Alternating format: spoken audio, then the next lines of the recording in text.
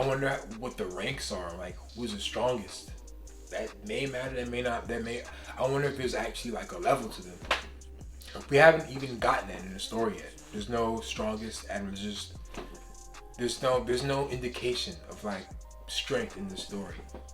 Realistically though, there's only admirals, Yonko, and then bounty indicators of pirates, and then that's just it. You can't, everybody that's under that is just like, I'm sorry, like there's no way. There's just the strongest, and then like dragon, and maybe you can say, but it's just silly. It's kind of stupid. It's really. I've just grown out. I'm not even grown out of it. I've grown out of ranking. There's only tiers in One Piece. You can't really select one, two. It's just stupid. It's just like, you can nitty gritty. It's fun, but no. I'm about to release a power scaling does not matter video. That's just, power scaling does matter, but it also doesn't matter. Grand Line was right. One Piece chapter 1089, hostage situation. Different translations from TCB. Whatever. We're still gonna watch TCB. There's another mistranslation in TCB. And OP scans. I'm never reading OP scans again. This shit is just kind of crazy. The cover story that we got with Sanji, Nami, and the cow was pretty nice. I didn't see Sanji in the window until like the very end before I wanted to switch. I'm pretty sure I laughed. I had a live reaction. Go see it, check it out. Yeah, I thought it was a good gag that Oda had. But Sanji always, Oda always finds the best gags for Sanji. He still writes him as a very silly character, despite him being, the third strongest, which is a very cool dynamic. I wonder how that baby's gonna play into the story. People say, we don't really know. I'm not gonna spend time on it. The fan base is gonna be the fan base, whatever the fuck ever. Probably Shanks. Nah, who knows? Who cares? Who cares? When it happens, it happens. So I'm not gonna speculate on it. Dan Dan mentioning Garp and Luffy and questioning what they're doing was cool. Seeing all the North, Blue, South. I'm seeing Wano, seeing literally Water 7. All the places, just seeing the effects of like the Mother Flame and what Imu did. Now, it's interesting because Imu, we see the Imu is just sitting there. Imu doesn't really give emotion like that, so we see Imu still trembling. I'm not sure if it's a flash. I think this is an app. Yeah. We see Imu trembling. I'm gonna say that since like everybody already knows about Imu's lobby now and that big gigantic hole. Probably something in the past, most likely, but we don't know. People said it's God Valley. People are already like the fan base is already like dispelled that, like that's probably not true because of some reason. I don't really care. I just I'm going to go with the chapters. Every time somebody gets into a theory, I'm watching a stream. I just skip it because it's just like unnecessary. When Oda gives it to us, Oda will give it to us. Go to Tekken. Go to the theories. I don't care about theories. I wonder what else becomes of it. We will see it. And the crazy part is that I thought that like, okay, maybe this Mother Flame thing like transported them somewhere. Like Oda wouldn't just kill them. No, actually everybody's dead now. Like, which is like crazy. They're gone. It's like so scary. That hole in the sea is like scary to look at. It's like, what the fuck? Everybody's just gone. It's like it's so unnatural. It's like everybody just has the same theories. Everybody has the same exact theories in the same videos, and it's so annoying. It's like I just gotta skip through it. But I don't think that's gonna happen. Like people are saying that people are saying that Imu is probably gonna repeatedly use the Mother Flame. So much has to happen first for that to happen. The greed Vegapunk that gave the government the Mother Flame has to actually survive this ordeal and come. I wonder how that's gonna happen. And then on top of that, okay, maybe they have. I wonder how they're gonna get their hands on it though. How can Imu do that? Like, how can Imu realistically just wipe out islands until like everything's just flooded? That doesn't make sense. I don't know. I don't think that's gonna. It's a possibility. Maybe it could happen. I wonder how Oda will go about it.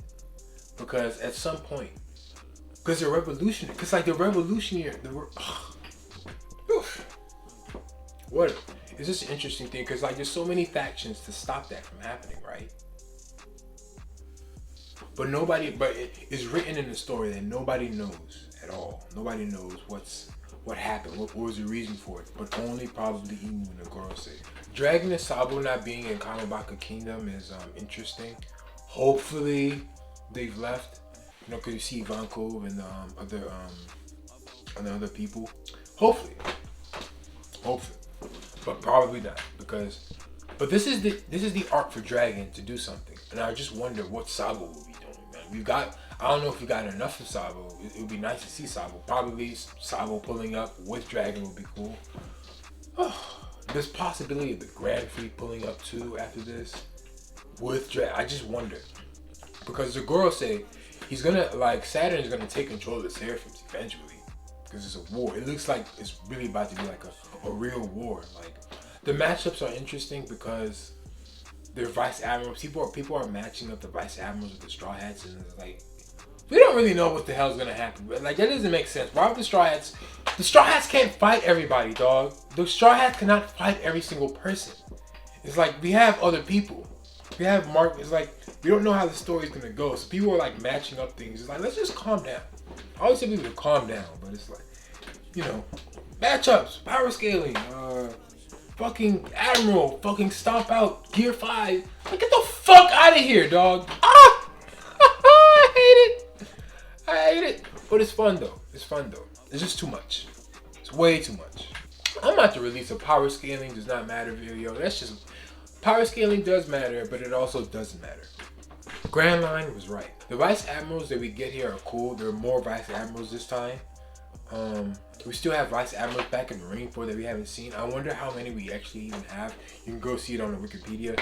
I wonder what the ranks are. Like, who's the strongest? That may matter, that may not.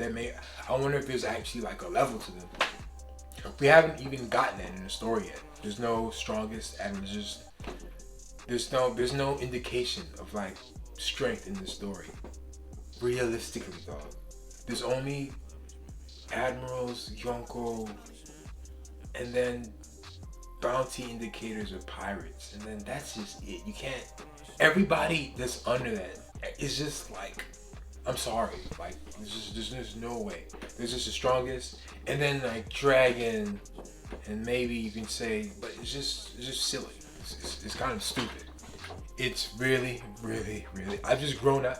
I'm not even grown out of it. I've grown out of ranking. There's only tiers in One Piece. You can't really select one, two. It's just stupid. It's just like, you can, nitty gritty. It's fun. But no. TCB scans, again. I don't really understand. That shit was very forced. Is not here. Old man. Sentomaru refers to Kizaru as old man.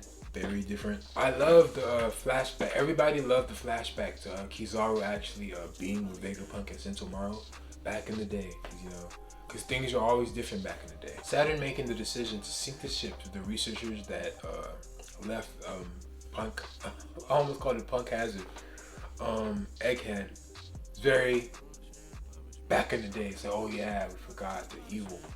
But the decision with Bonnie is, I'm not gonna lie, people said it was sexist. Kinda seems like it, because like it doesn't really make sense. Bonnie's a pirate.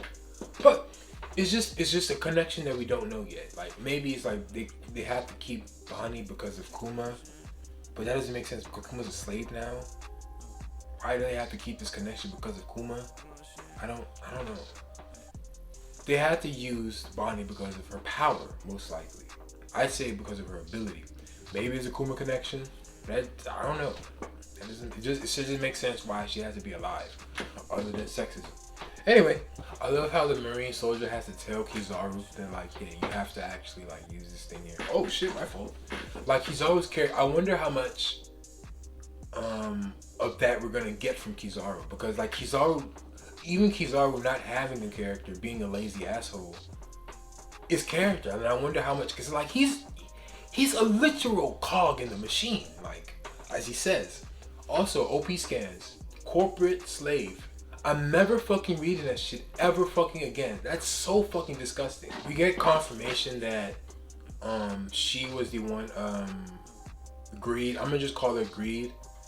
We get confirmation that Greed was the one that actually sent it, not Vegapunk. It makes sense because Dragon was like, oh, Vegapunk wouldn't do that. Oh, Vegapunk would do that actually. You know, this is one of the bodies. Vegapunk's Greed. So it's still a version of Vegapunk. Even the girls say that shit. It's just interesting because it's, I don't know. It's very confusing. It's a sentient form. The embodiment of greed. That's very cool. She sends it. She even asks like why. She asks why. Who wants it? And then it's just like, anyways, desired by who? Anyway, the power plant. Great translation. And then the final panel of the Straw Hats.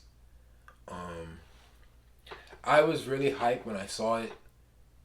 We didn't really get that license. Fishman Island. Wano. But the Wano one was like lame because like I didn't. Everybody look. It wasn't lame. It wasn't like this though. They didn't look like bad guys. They They look pretty hard here. They look pretty in control. They look good. And then like it's like a family. It's like they feel warm, you know. Oh, what else, dog? Rob Lucci just sitting there, just with his hands in his pockets. He's got his sleeve rolled up, and he's just like, I can't do. It's weird because it's a strength thing in One Piece. It's like you can make it into a thing, or maybe, but it's just like Rob Lucci was his main character, a menace, and he just reduced to. I'm here to do a job.